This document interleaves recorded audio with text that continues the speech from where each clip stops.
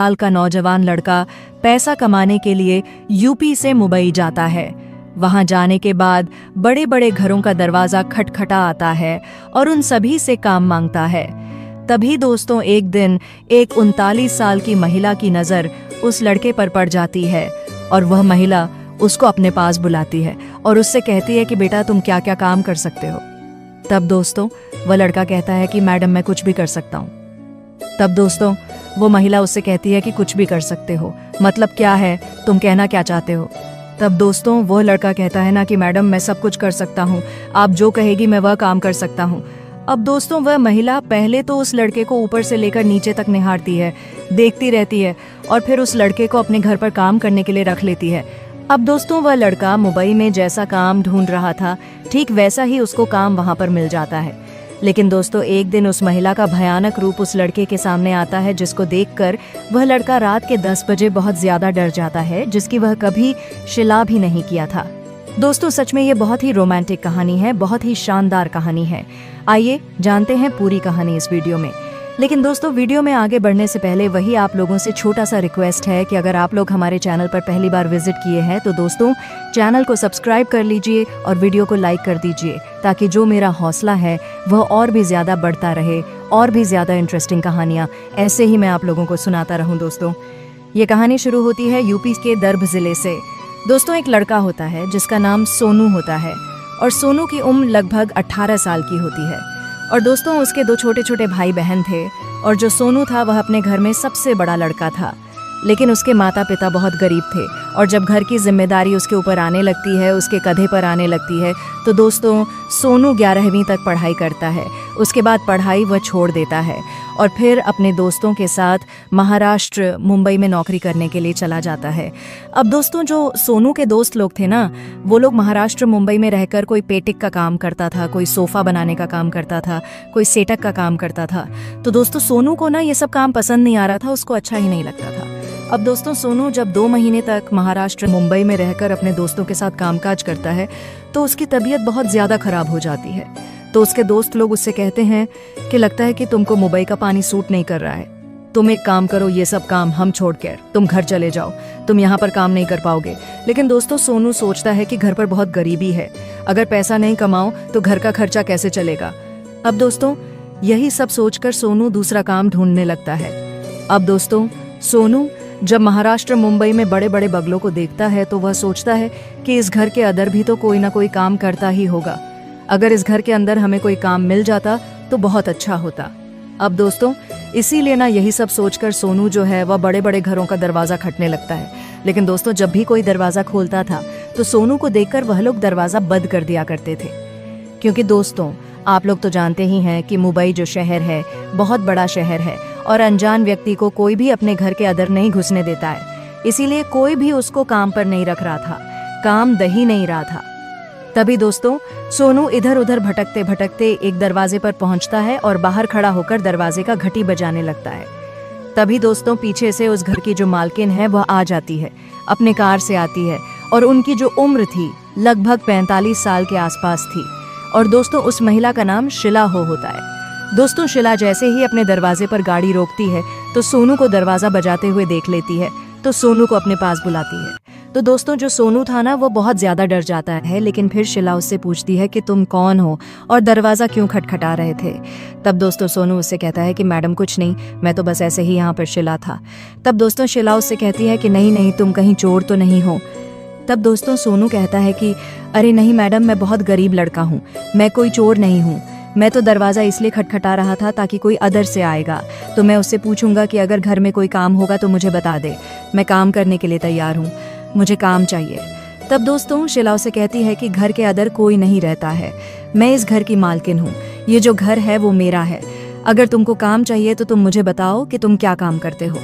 तब दोस्तों सोनू उससे कहता है कि मैडम मैं कोई भी काम कर सकता हूँ, आप जो कहेंगे मैं वह कर सकता हूँ। तब दोस्तों शिला सोनू को ऊपर से नीचे तक निहारती है, ध्यान से देखती है और फिर सोनू से कहती है कि क्या तुम पैसे के लिए किसी का खून भी कर सकते हो, अगर मैं तुमको 4-5 करोड़ रुपए किसी दिलवागी, किसी से पैसा तुमको मिल जाएगा 4-5 करोड़ रुपए, तो क्या तुम किसी की जान ले सकते हो। अब दोस्तों ये बात सुनकर जो सोनू था ना उसका हाथ एकदम से कांपने लगता है। और सोनू कहता है कि मैडम आप रहने दीजिए, मुझे आपके घर में कोई काम नहीं चाहिए। दोस्तों जो सोनू था ना, वह बहुत ज़्यादा डर जाता है और सोनू शिला से कहता है कि मैडम मैं पैसे के लिए किसी की जान नहीं ले सकता हूँ, आप कहेगी तो मैं आपके घर का काम कर सकता हूँ, लेकिन ये सब मेरे माँ बाप नहीं सिखाए हैं, मैं ये सब नहीं कर सकता हूँ। दोस्तों सोनू शिला के सामने हाथ जोड़कर उनसे कहता है कि मैडम मैं यहाँ से जा रहा हूँ, मुझे काम नहीं चाहिए। तभी दोस्तों शिला उसको अपने पास बुलाती है और उससे कहती है कि मैं तुम्हारा परीक्षा ले रही थी, मैं सोच रही थी कि कहीं तुम भी उन्हीं लोगों में से तो नहीं हो जो पैसे के लिए कुछ भी कर सकते हैं। कोई बात नहीं, तुम्हारा व्यवहार मुझे बहुत अच्छा लगा है, तुम हमारे घर में रहकर काम कर सकते हो, मैं तुमको काम पर रख सकती हूँ। तब दोस्तों सोनू पूछता है ना कि मैडम मुझे क्या काम करना होगा। तब दोस्तों शिला कहती है कि ज़्यादा कुछ नहीं है, घर की साफ सफाई करना है, घर का देखरेख करना है, बस घर के अंदर ही तुमको काम करना है और सैलरी की कोई बात नहीं है, तुम जितना सैलरी कहोगे मैं तुमको दे दिया करूँगी। तब दोस्तों सोनू कहता है ना कि मैडम ठीक है, मैं कल आपके घर पे आऊँगा और सारा अपना सामान लेकर आऊँगा, तो कल से काम शुरू करूँगा। अब दोस्तों इस तरीके से जो शिला थी अपना कार लेकर अपने घर के अंदर चली जाती है और जो सोनू था वो दरवाजे से ही वापस अपने दोस्तों के पास चला जाता है और अपने दोस्तों के रूम पर जाकर उनको बताता है कि भाई हमको बहुत अच्छा काम मिल गया है, मैं कल से अब वहीं पर रहूं। अब दोस्तों इस तरीके से सोनू अपने दोस्त के रूम से सारा सामान अपना एक बैग में पैक करता है और पैक करने के बाद अगले दिन शिला मैडम के घर पर पहुंच जाता है। दोस्तों सोनू जब शिला के घर पर आता है तो देखता है कि जो शिला का घर है वह बहुत आलीशान है, बम और घर के अंदर वह ये अकेली बैठी हुई थी, उसके अलावा घर में और कोई भी नहीं था। अब दोस्तों इस तरीके से सोनू जब पूरे घर को देखता है तो घर देखने में ऐसा लग रहा था जैसे कई महीने से घर की साफ सफाई नहीं हुई थी। तो दोस्तों सोनू ना सुबह से लेकर शाम तक घर की साफ सफाई करता है और जब शाम हो जाती है तब दोस्तों शिला मैडम सोनू से कहती है कि सोनू तुम खाना भी बना लेते हो। तब दोस्तों सोनू कहता है कि नहीं मैडम मुझे खाना बनाना तो नहीं आता है, लेकिन मैं खाना बनाना अभी सीख रहा हूँ और जल्दी मैं सीख जाऊँगा। तब दोस्तों शिला मैडम कहती है कि कोई बात नहीं है, तुम मेरे साथ किचन में चलो, मैं खाना बनाती हूँ और तुम देखते रहना, मैं तुमको सब कुछ सिखाती रहूँ, घी बताती रहूँ कि तुमको भी अच्छा लगेगा, तुम जल्दी सीख जाओगे। अब दोस्तों सोनू शिला के साथ किचन में चला जाता है और जब शिला उसको एक एक चीज़ के बारे में समझाने लगती है, बताने लगती है, तो सोनू को बहुत मज़ा आने लगता है। दोस्तों सोनू शिला के साथ एकदम से घुल मिल जाता है क्योंकि दोस्तों उसको वहाँ पर एक बहुत बड़ा बंगला मिल गया था, काम करने के लिए आलीशान घर मिल गया था, उसमें रहने के लिए उसको इजाज़त मिल गई थी, तो उसको किसी चीज़ की कमी नहीं थी। वह बहुत यही सब सोचकर खुश महसूस हो रहा था, उसको खुशी महसूस हो रही थी। अब दोस्तों इस तरीके से जब खाना बन जाता है तो दोनों लोग बैठकर खाना पना खाते हैं। तभी दोस्तों सोनू शिला से पूछता है कि मैडम इस घर में आपके सिवा और कोई नहीं रहता है क्या? तब दोस्तों शिला उससे कहती है कि नहीं सोनू, इस घर में मैं अकेली ही रहती हूँ, मेरा कोई भी नहीं है। तब दोस्तों सोनू पूछता है कि क्यों मैडम? तब दोस्तों शिला कहती है कि मेरी किस्मत ही ऐसी है, मेरी जिंदगी में जो भी आता है वह मुझे छोड़कर चला जाता है और देखना एक दिन तुम भी मुझे छोड़कर चले जाओगे। अब दोस्तों इस बात को सुनकर सोनू थोड़ा सा हैरान हो जाता है और फिर बोलता है कि मैडम आप ऐसा क्यों बोल रही है? तब दोस्तों शिला उससे कहती है कि देखो सोनू, मुझे एक बीमारी है और वह बीमारी अक्सर रात को उभर जाती है, मैं बहुत परेशान हो जाती हूँ, इसीलिए लोग मुझसे परेशान होकर मेरा घर छोड़कर चले जाते हैं।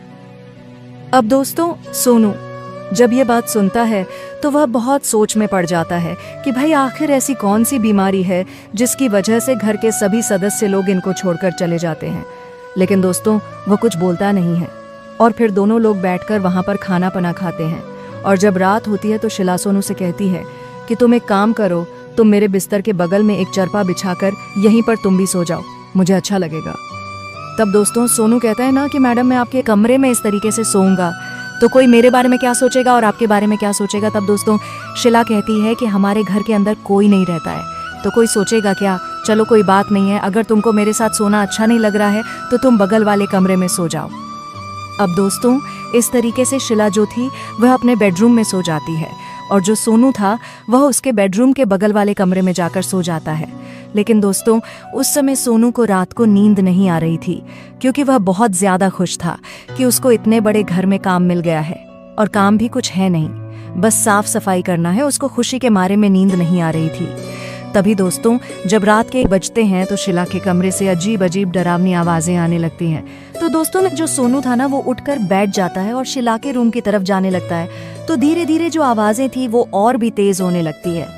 और दोस्तों वो आवाजें कोई नॉर्मल आवाज नहीं थी, बल्कि वो बहुत ही डरावनी आवाज थी।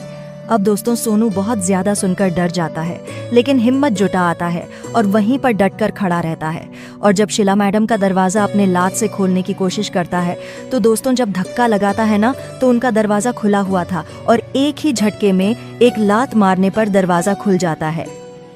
दोस्तों सोनू जब कमरे के अंदर जाता है तो देखता है कि शिला मैडम के शरीर से सारा कपड़ा उतरा हुआ है, उनके बाल बिखरे हुए हैं, उनकी जो पूरी शरीर है पूरा एकदम टाइट हो चुकी है और वह अजीब अजीब सी आवाजें निकाल रही हैं, बहुत ज्यादा शरीर से अढ़ाई ले रही थी। दोस्तों उस समय ना शिला की स्थिति ऐसी थी कि अगर कोई भी उसको उस हालत में देखता तो सच में देखते ही डर के वहां से भाग जाता। लेकिन दोस्तों सोनू जानता था कि उसके मैडम के साथ ये सब क्यों हो रहा है, इसलिए दोस्तों सोनू वहां पर हनुमान जी की तरह डटकर एकदम से खड़ा रहता है, वहां से हटता नहीं है। और दोस्तों शिला उसको देखती रहती है, लेकिन उसको इतना भी ख्याल नहीं रहता है कि हमारे सामने कोई खड़ा है, हमारा कपड़ा उतरा हुआ है, मैं इसको ठीक कर लूँ। दोस्तों जो शिला थी ना उसको थोड़ा भी होश नहीं था, उसके ऊपर कुछ और ही सवार हो गया था। तभी दोस्तों शिला बोलती है कि तुम कौन हो और यहाँ पर क्या कर रहे हो, और यहाँ से चले जाओ नहीं तो मैं तुमको जिंदा नहीं छोड़ूंगी। अब दोस्तों जब सोनू ये बात सुनता है तो दोस्तों सोनू उससे कहता है ना कि ठीक है, मैं भी देखता हूँ कि तुम कौन हो और तुम मेरा क्या उखाड़ लेती हो। अगर तुम्हारे अंदर इतना ही दम है तो तुम मुझे छू कर दिखाओ। अब दोस्तों जो सोनू था ना वो एकदम से हनुमान जी की तरह डट वहां पर खड़ा रहता है और थोड़ा भी नहीं डरता है। तब दोस्तों शिला उससे कहती है कि तुमको मरने से डर नहीं लगता है तो यहाँ पर क्या करने के लिए शिला है। तब दोस्तों सोनू कहता है कि हाँ तुम सच सोच रही हो, मुझे मरने से डर नहीं लगता है और मैं सही जगह यहाँ पर शिला हूँ। अब दोस्तों सोनू इतना बोलने के बाद दौड़कर शिला के पास जाता है और अपनी बाहों में कसकर शिला को ऐसे एकदम से झगड़े हैं और फिर हनुमान चालीसा का जाप करने लगता है और कुछ मंत्र वगैरह भी पढ़ने लगता है, जाप करने लगता है।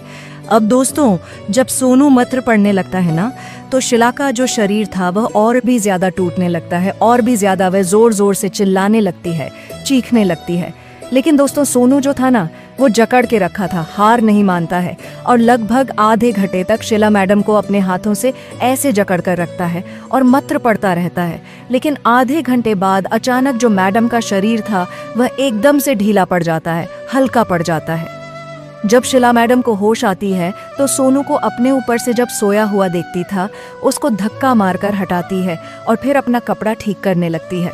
अब दोस्तों सोनू वहां से उठकर बगल में खड़ा हो जाता है और फिर शिला मैडम से पूछता है कि मैडम अचानक आपको ऐसे क्या हो गया था, आप चिल्ला क्यों रही थी, आप ऐसे क्यों कर रही थी। अब दोस्तों इस बात को सुनकर जो शिला मैडम थी वह बहुत ज्यादा फूट फूट कर रोने लगती है और अथर्व से कहती है कि अथर यही तो मेरी बीमारी है और इसी वजह से मेरी जिंदगी एकदम से नरक बन चुकी है। मैं इस बीमारी की वजह से बहुत परेशान हूँ, मुझे समझ में नहीं आता है कि ये सब मेरे साथ क्या हो रहा है। इसी के चलते मेरा जो पति था वो भी मुझे छोड़कर चला गया, घर पर मेरे साथ कोई रहने को तैयार नहीं होता है। तब दोस्तों सोनू शिला मैडम से कहता है ना कि मैडम मुझे सब पता है कि आपके साथ ये सब क्या हो रहा है और रात होते ही आपके साथ ऐसा क्यों होने लगता है। मुझे सब पता है दोस्तों। जो सोनू था ना शिला मैडम से कहता है कि मैडम आपके ऊपर बुरी आत्मा का साया पड़ा और मैं जानता हूँ कि ये सब कैसे ठीक होगा।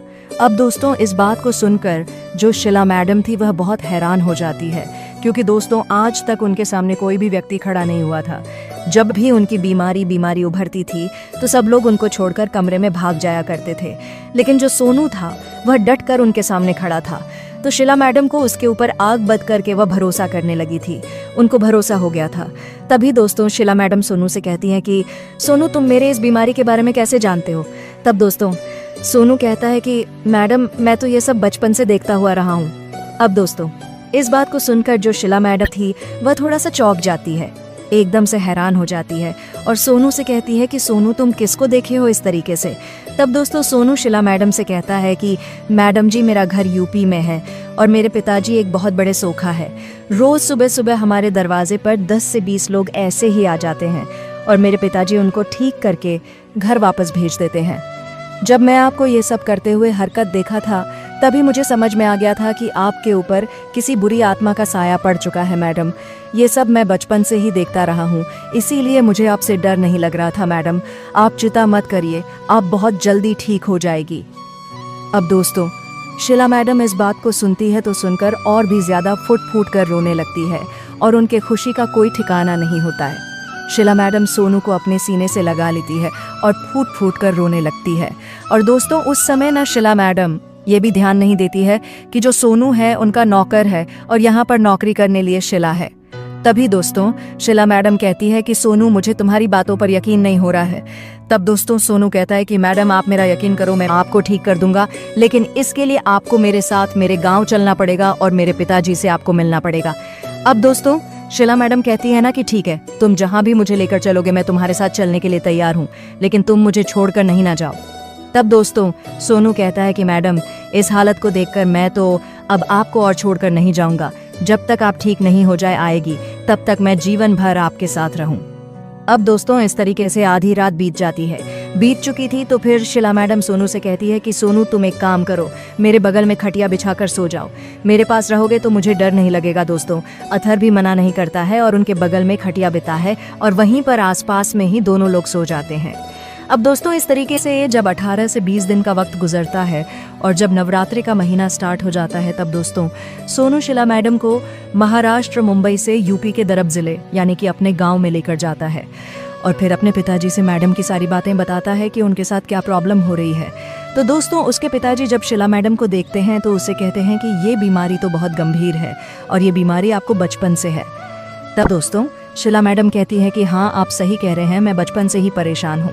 तब दोस्तों सोनू के पिताजी उससे कहते हैं ना कि देखिए, इसके लिए 5 दिन का समय लेगा, यहाँ पर आपको रुकना पड़ेगा, पूजा पाठ होगा, हवन होगा, बहुत सारा तंत्र विद्या होगा और आप ठीक हो जाएगी। तब दोस्तों शीला कहती है ना कि मुझे कोई तराज नहीं है, मैं आप लोग के घर पर 5 दिन तक रुक जाऊंगी। मैं तो बस चाहती हूँ कि मैं कैसे भी ठीक हो जाऊँ।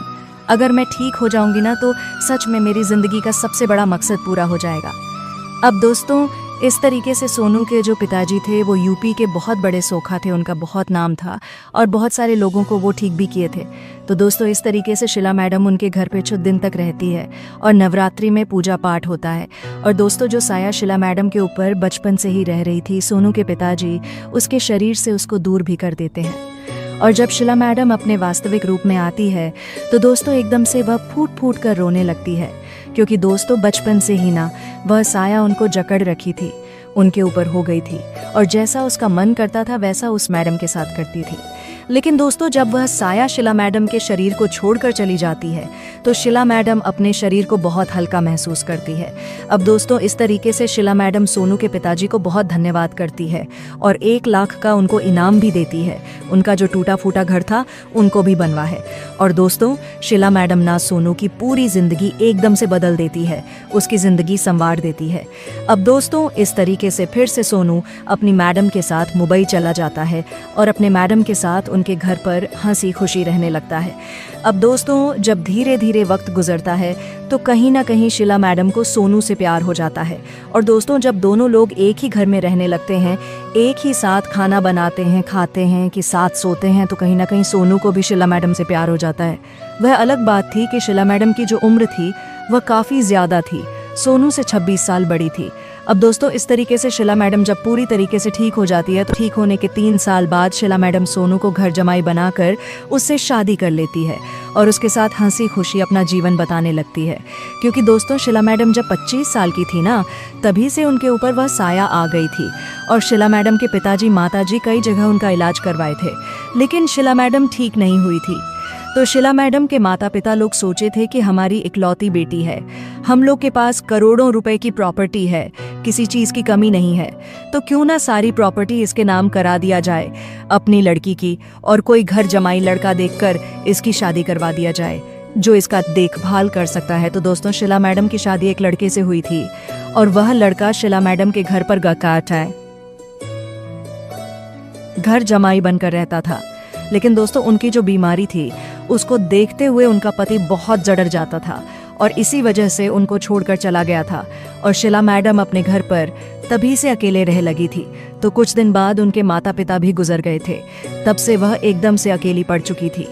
उसके बाद दोस्तों शीला मैडम की मुलाकात सोनू से हुई थी और दोस्तों इस तरीके से सोनू शीला मैडम को पूरी तरीके से ठीक करता है और फिर शीला मैडम से शादी करके घर जमाई बनके हंसी खुशी उन्हीं के घर में रहने लगता है। दोस्तों अगर देखा जाए तो सोनू की किस्मत भी बहुत अच्छी थी कि बना बनाया कुछ मिल गया, करोड़ों रुपए की प्रॉपर्टी मिल गई, धन दौलत मिल गया, बीवी मिल गई, सब कुछ ठीक हो गया। उसके जीवन में किसी भी चीज की कमी नहीं है। तो दोस्तों ये थी आज की कहानी। ये कहानी आपको कैसी लगी हमें कमेंट बॉक्स में आप लोग जरूर बताइएगा।